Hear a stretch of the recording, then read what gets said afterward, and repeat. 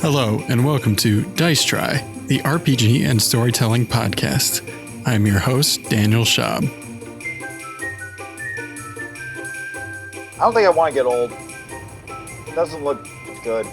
No. Especially for our generation. Yeah. What are Watermelon juice? What are you consuming? I'm from Alabama. I have to have watermelon every summer. Fair. Sounds about right. We have a watermelon. Tiny little one. We've got a little baby watermelon that we picked up yesterday. I got to teach somebody at the grocery store how to search for Pick a watermelon? Yeah. She was like, "How do you know?" I'm like, you pick it up and you knock on it. If it's hollow, you got it, guys. There's certain ways you got to do it, man. I didn't do it like that, but no. But you felt the pull. And then you put a little hay seed in your mouth, and you're like, "Well, I'll be moseying on along, ma'am." I remember in 1995, there were watermelon plants everywhere. Hello, and welcome to Dice Try the podcast. I'm your host, Daniel Schaub, and I am here with all my players, Earl, Crista, Paul. We also have our musical genius, Glenn Davis, sitting off to the side there, and we have our audio engineer, GTM. I believe that GTM stands for Gorilla Takes Matcha this week. Cool. Ooh. Snatches it right up. Takes it all. Snatcher. That's what we need, hyperactive gorillas. That comes after the earthquakes, right? I mean, that's probably what next month is planned. All right, what happened to the murder hornets? Is anyone still wondering? Like, we opened that side plot and then no one's gone down it. Is it gonna bite us in the ass? Maybe Ant-Man got him. I think it was just a thing in the writer's room where they were like, we don't know how to end this, so we're just gonna let it go. So, on today's episode of Dice Try, we're going to be setting off onto a brand new epic story in the future. And today's episode is kind of a episode 0, setting up of what that story is going to be. We're going to talk about kind of what the players are looking for in terms of an RPG that they want to play, a story that they want to tell. We are going to brainstorm some different ideas and kind of figure out what we want to do in the future. Not that it'll be right away, because I'm sure after we finish this phone call, I'm going to have to do a lot of world building in order to get it set up for a truly epic story, not to be too self-aggrandizing. Dan likes epics. First of all, I just kind of want to start for the players. What kind of role-playing experience do you prefer? Do you prefer one with a lot of social interaction with NPCs, a lot of improv? Do you prefer one that has a lot of fighting or political intrigue? Just kind of talk about what story you might want to tell in the terms of this adventure. I'm still sort of new to the RPG world, so I don't really have much bias one way or the other.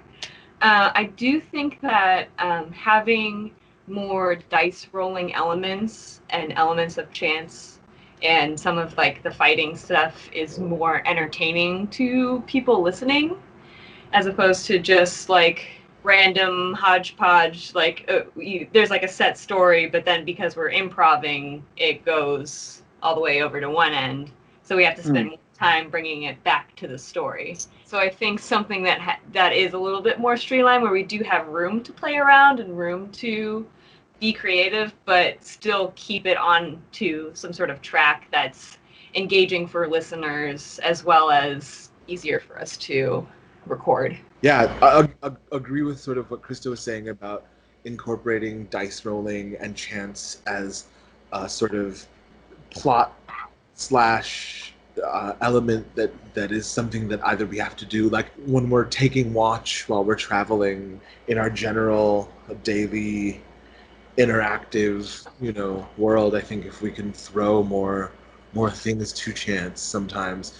What are you kind of looking for as in terms of a player experience? A lot of it is characters, and finding a quality character to like really kind of dive into and play around with. A lush world that's been, you know, really, really well thought out. One of the things I loved about Iloa, I don't know, just sort of how much thought you had put into its creation and existence and being and lore and weird little idiosyncrasies and rules and just, you know, the whimsy and personality that it had. I think that's one of my favorite things about role playing in general, you know, is to sort of be able to dive into these universes and play with these characters. I like stories that are consistently go. Like they don't stop. You have barely any breathing room. You know, a perfect example, actually, I just recently talked to someone about this, was Clue, and how you don't have a moment to breathe in that movie because people are Tim Curry's explaining something and then someone else is saying something and there's a joke there and then there's something else.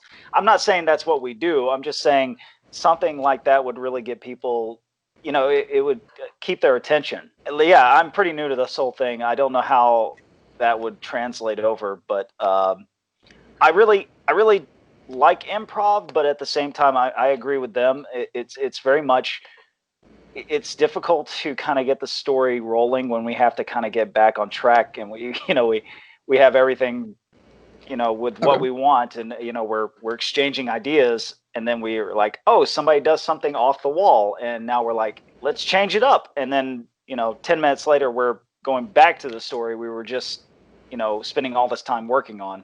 So I don't know how we could do that better, but yeah, I think the improving is fun, but it also takes away from that a little. More of a streamlined story. Yeah. Okay. Does anybody have any follow-up thoughts to what we were talking about just now? I guess kind of agreeing with Crista is that people listening, I guess, you could almost assume might not know a lot about tabletop games. So having a more aspect going into the mechanics of it could be interesting to just, I don't know, even for people who know, just to see different types of playing. And because I've from what I've seen, it can be vastly different from player to player, from DM to DM, how the technical, what you dice roll for what, and the intricacies. Like if we wanted to do like a one-off episode where it's like, learn how to play, with us, and we do like a one-off, or like build characters, on the spot, even, or I mean, I think that's another thing that we could play around with, as far as just like as this podcast, as Dice Try, like for us to make content about what we do, like that might be a fun possibility to explore. And then what I would also say is that keeping things, I don't want to say like a tight 5, but keeping the epic of it sort of contained to a certain amount of episodes, so that people listening can follow it a little bit more easier, especially if they're coming in at different points. But then also I think doing smaller things like one-offs to get guests in from other podcasts and things like that, to sort of create a bigger outreach. And then I was also thinking, like, if there are other homegrown games from other people who have made their own sort of RPG games, for us to like try those and play with those for like a one-off or like a 3-episode like spot, I think would be fun too. Collaborations are really helpful with this. I mean, it's like YouTube. Exactly. Collaborate with each other. Yeah. What do you think of like audience interaction? I didn't mean into the stories. I just meant maybe Q&As and things like that. Oh yeah, I posted a thing on our Instagram asking for if anyone wants to has any ideas for what games we can play. It's just a matter of it reaching people. Yeah. Going back a little bit in terms of the RPGs and going more into rules and mechanics to explain to the audience, but also to you guys, do you prefer the mechanics and the rules of the game to be a little simpler, since we've done a couple of one-shots now that are very simple in terms of the rules, versus something like D&D, which is probably middle ground of rules and mechanics? Would you prefer something that's more complicated than that, less complicated, somewhere in between? I think the dice mechanics and stuff in D&D are fun and fine and enjoyable, and sort of when we do them, like, they're quite rapid, and I think we can do them quite quickly. That it's not really, I don't think it's a hassle by any means. It's also fun at times when we do have when we break it up, where it's the super simple one-off, like 46s or whatever we've done. I think we had a really nice balance for a while when we were doing the intermittent one-off episodes to break up the arcs. What I'm kind of asking about specifically is the rules themselves. Do you like, the prescribed nature of having classes and class features that you then have to like keep track of, or do you like it a little more amorphous in terms of how the rules interact with you as a character? I think I like having class features because it's more personalized. Not that when we're playing the one-off games aren't, but I feel like there's something about the mechanics that are fun to figure out how to use and how to play with your own advantage, and how to have a different style around playing. And I think that because we are so different of players, I think to lose that would be a shame. And then for me, I create best when I have structure. So if someone just is like, create a character, I'm like, there's so many options, I don't know what to do. That's true. If I have some sort of framework to be able to play around with, and to like have something like, oh, I have to do X, Y, Z, so I can play within those things and create within those things.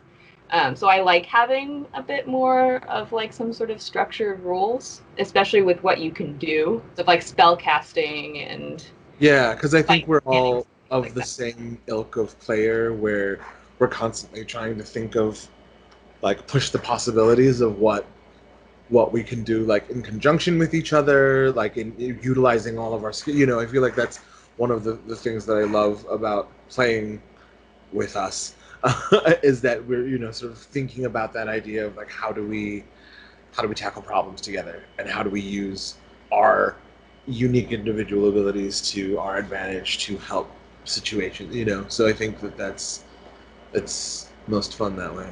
Yeah, it sounds like the consensus is more around those lines that you were talking about, Dan.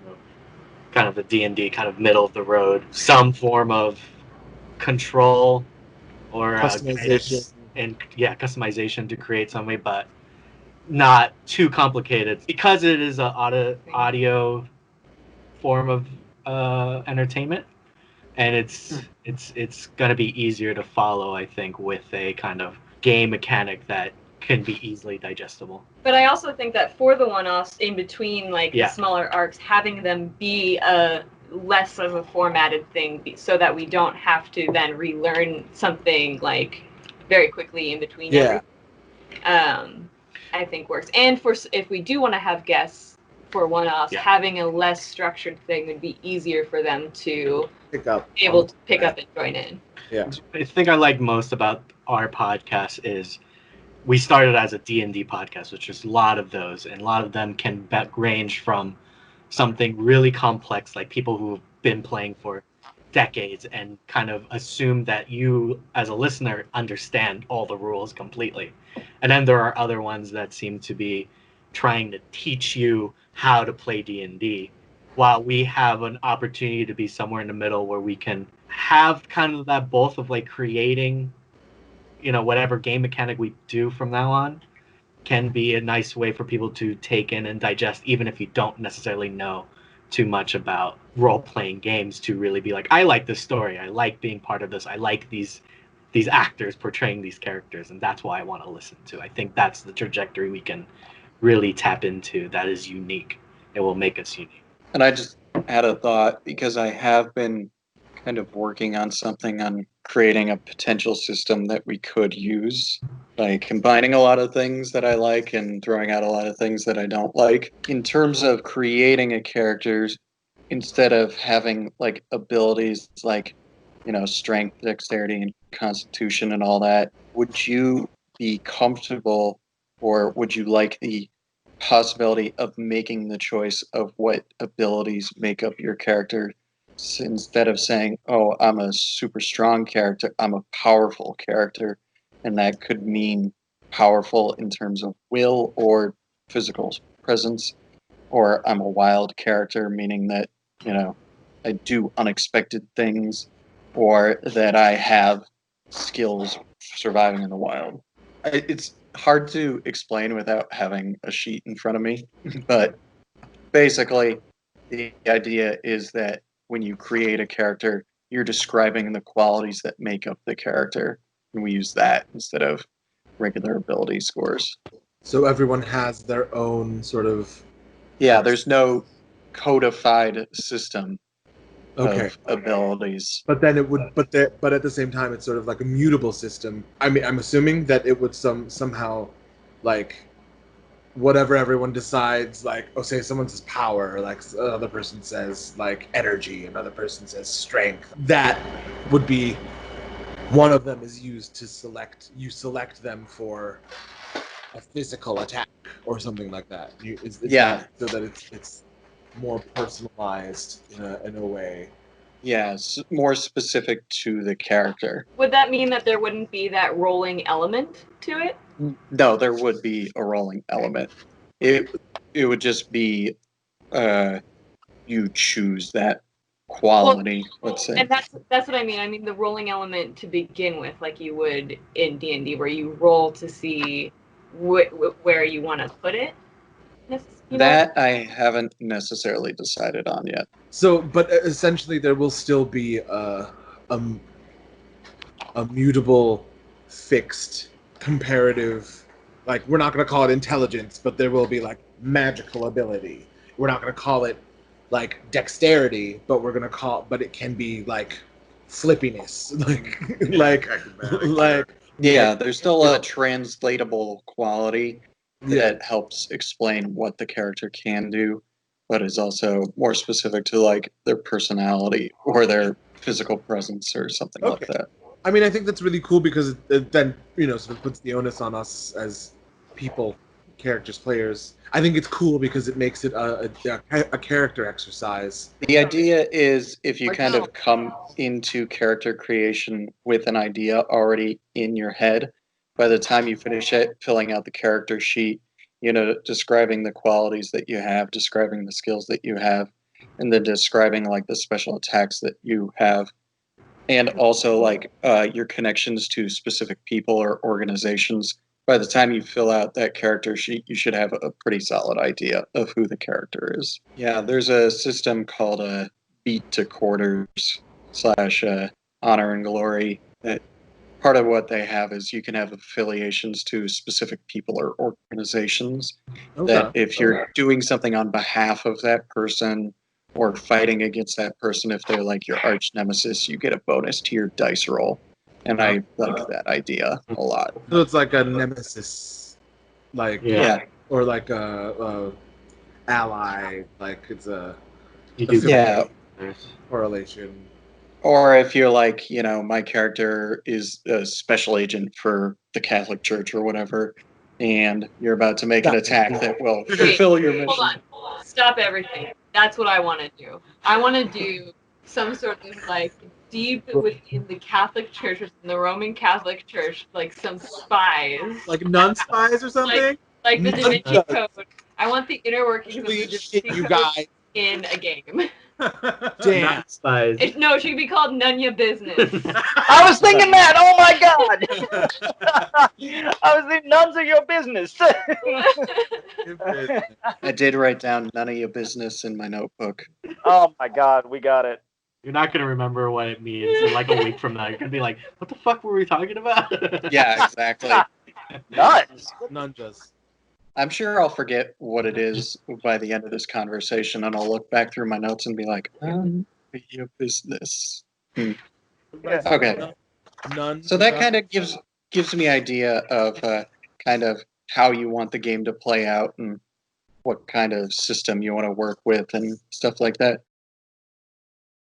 So I asked you guys to brainstorm of possibilities in terms of stories that you might want to tell. I know that I mentioned some to you guys in the past about possible stories we could do. So the first idea that I had, one that I've had for a little while, is kind of Galaxy Quest with professional wrestlers. You play professional wrestlers who are kidnapped and taken to another dimension where you are supposed to fight in a tournament against aliens, basically. And then you escape and you're trying to make your way back home. And then the second idea I had was you essentially play two characters. One is a human and the other is a kaiju. And you're in a Godzilla-esque type story where the human, is either a military person or like, what is the name of that character? Miki, the psychic who's connected to Godzilla. And then as the kaiju fight, you'll flip over your character sheet and fight with the kaiju. And then you'll also have rules if you get into a fight as a human kind of thing. I am all about the kaiju. Yeah, I kind of figured you were into that one. And then the third one is kind of a similar idea. It's an idea I had a long time ago.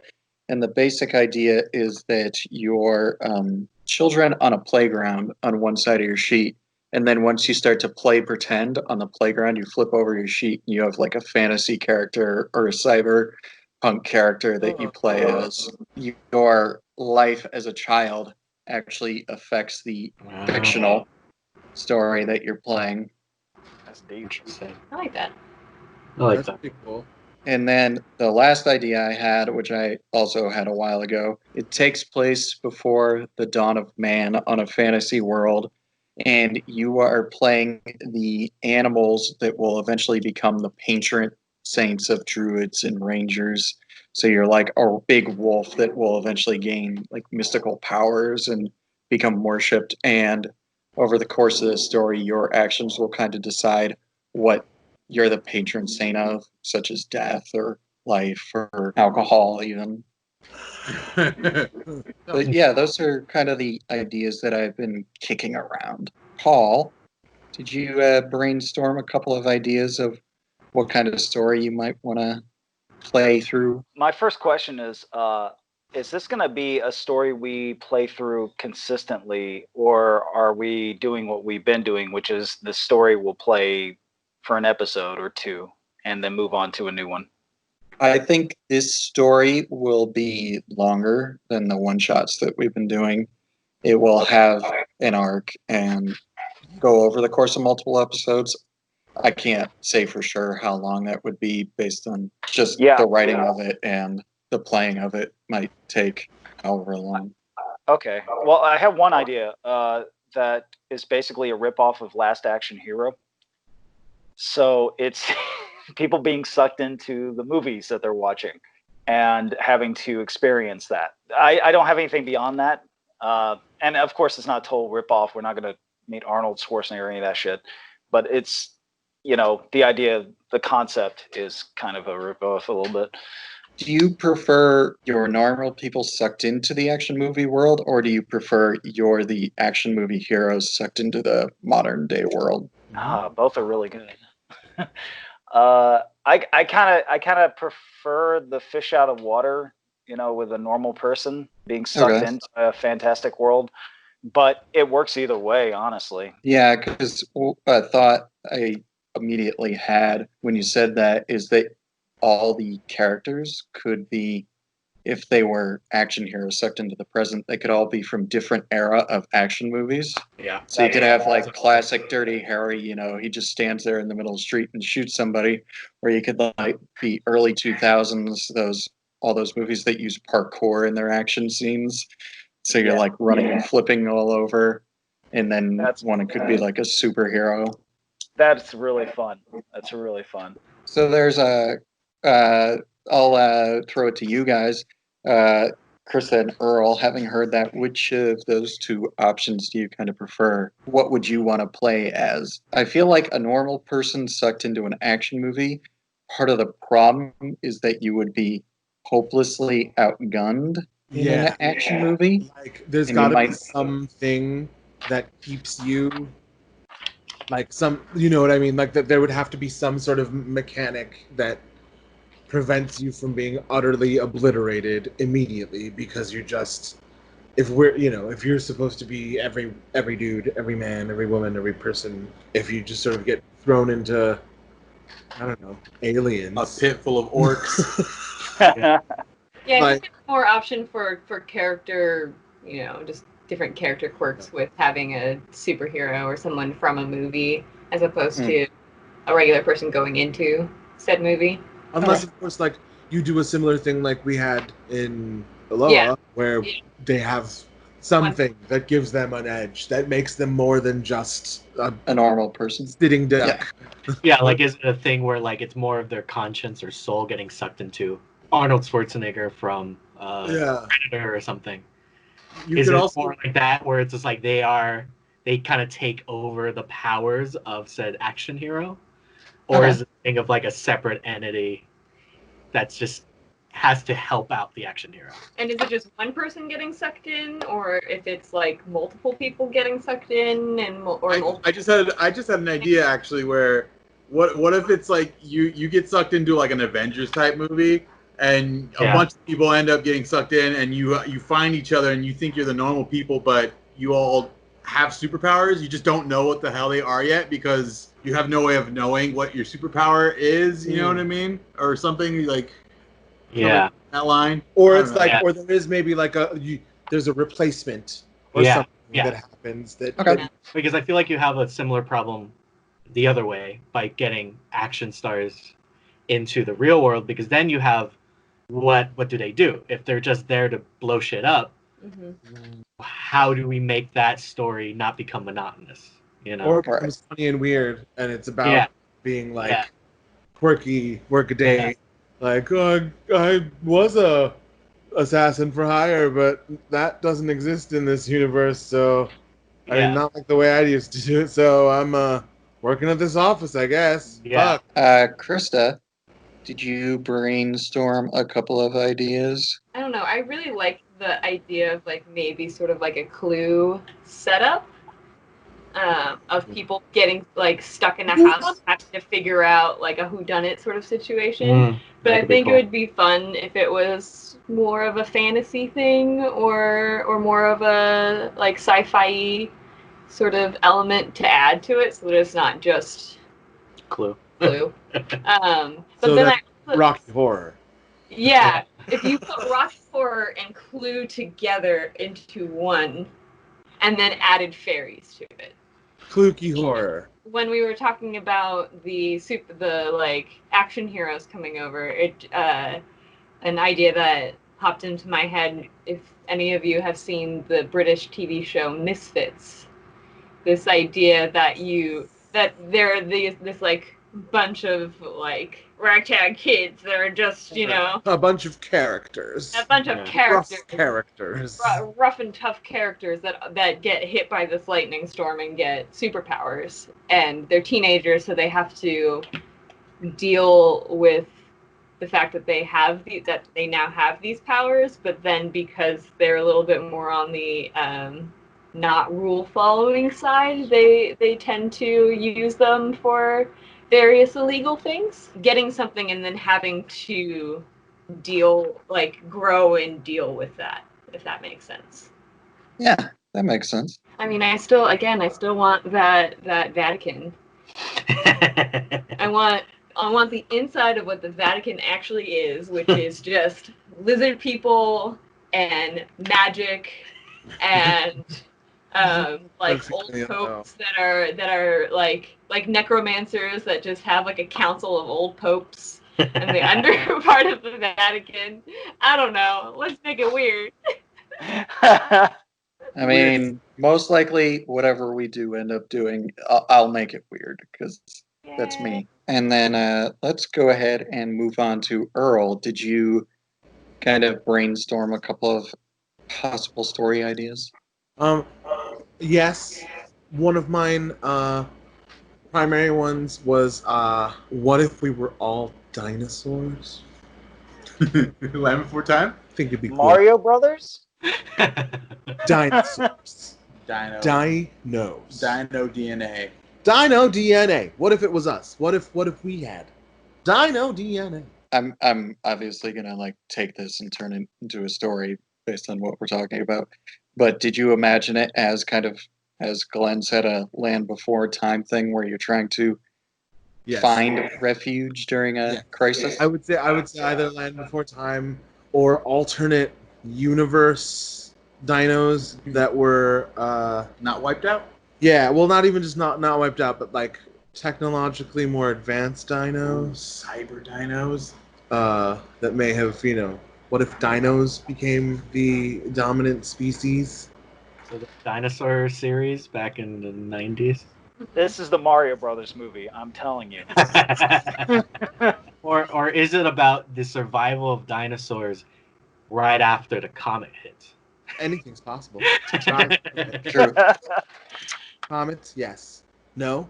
Who cares? All of it. None of it. The Flintstones.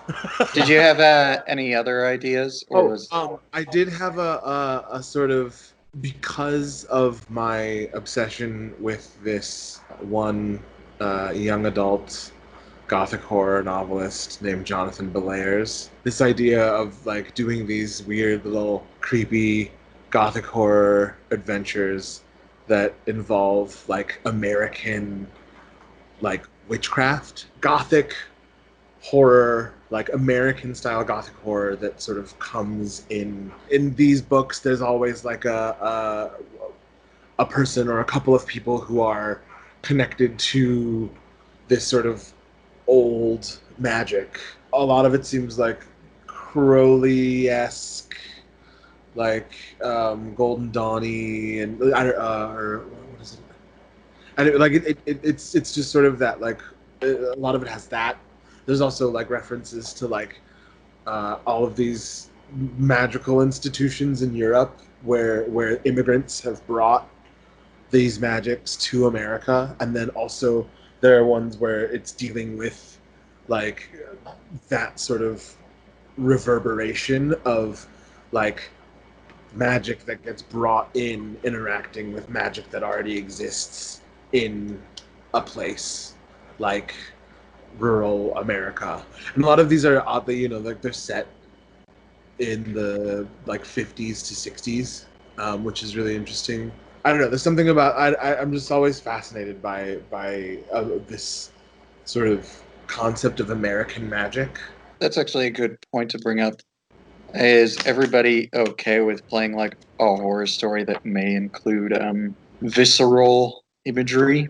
I mean, like who we are. Yeah. I just want to make sure. You know who we are. So I'll just go through the list again real quick. So we had my idea for the wrestling story for wrestlers kidnapped and taken to another dimension. We had the kaiju story. We had the children on a playground story. We had kind of the patron saints, patron animals story.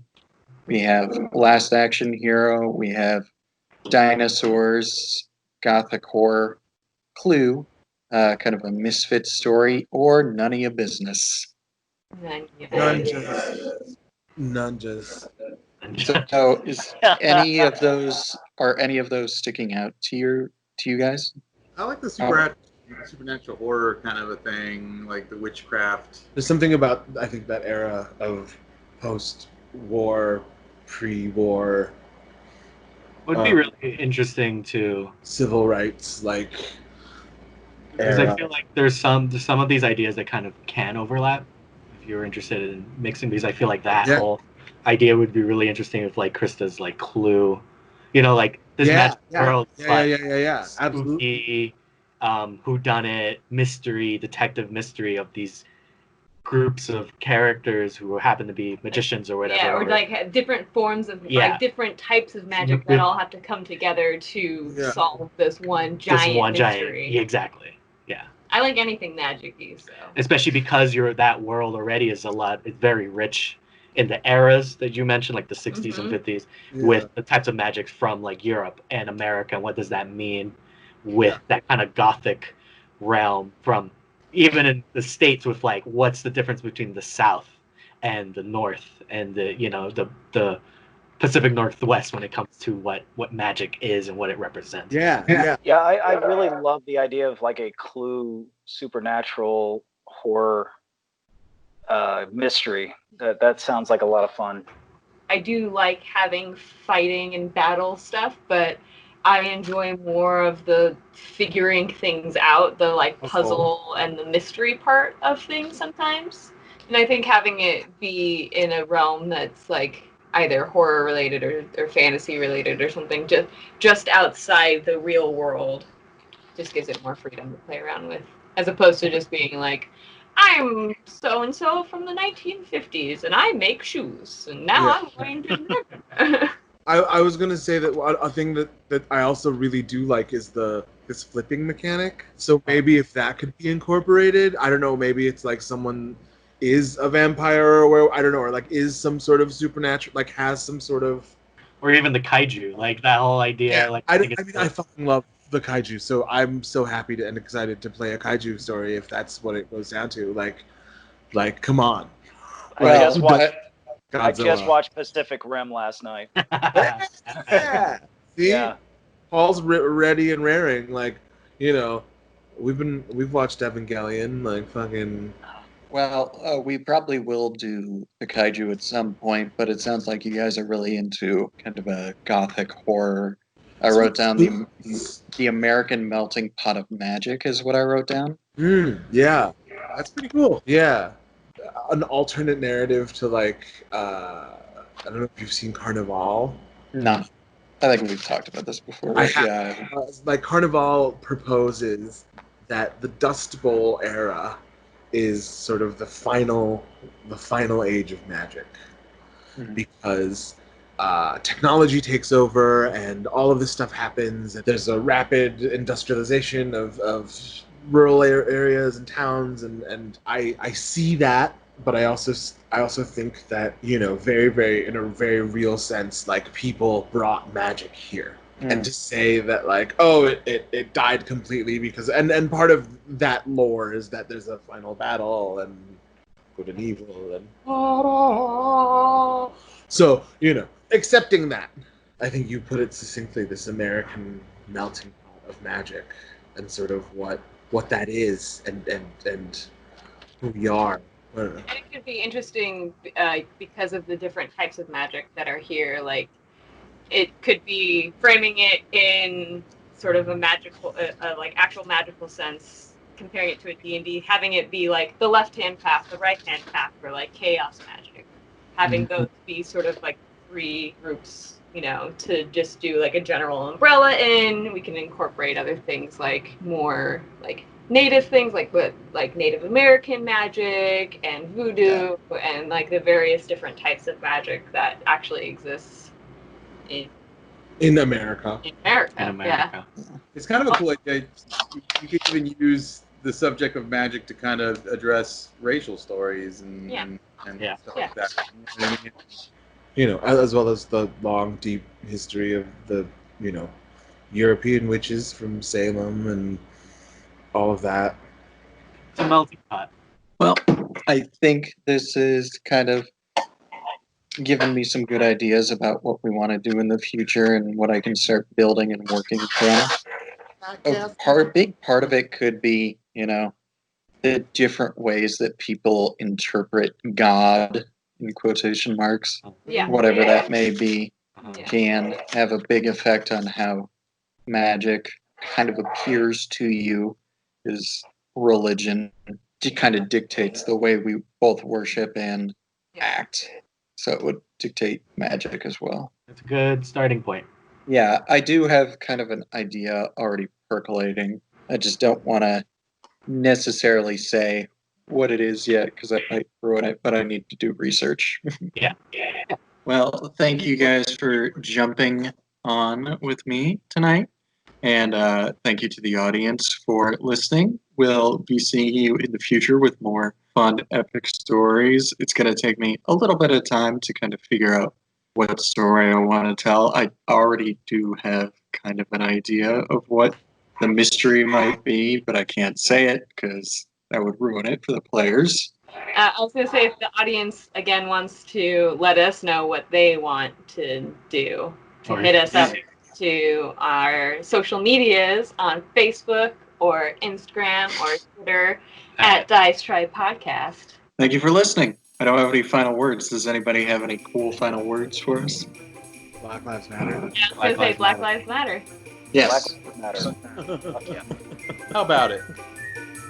Thank you for listening to Dice Try. I'm your host, Daniel Schaub, and this episode's cast has included Paul Dixon, Earl Kim, and Crista Llewellyn. This production has been edited by Gabriel Toya-Melendez with special music provided by Glenn Davis. Please follow us on Instagram, Twitter, and Facebook at Dice Try Podcast. And while you're there, don't forget to subscribe and review. I would just want to tell a whole story. Last night, I saw a bug crawling around on top of my pantry. So I got up on a step stool to kill it with a shoe. And as I was standing on the top of the step stool, I thought I was going to fall. And I reached out for the counter and I missed it. And my muscles tensed and my tricep just got a Charlie horse in it. Oh my so God. for like half an hour, I'm just walking around shaking out my arm. Yeah, I'm going to be 32 this year. I need to get you a life. Yeah. Hey friends, thank you for listening to this episode. I know in these crazy times that it can feel like we're very far apart. If you'd like to reach out to any of us on social media, you can do so. Crista is at lady_rope_ on Instagram. Paul is at Paul Alan Dixon on Instagram and Twitter. That's Alan with one L. Earl is at Earl of Sandwich on Instagram and at Firestorm on Twitter. If you'd like to listen to some of Glenn Davis's music, the composer of our theme song, he's Somnium on SoundCloud. That's SOMNIUM.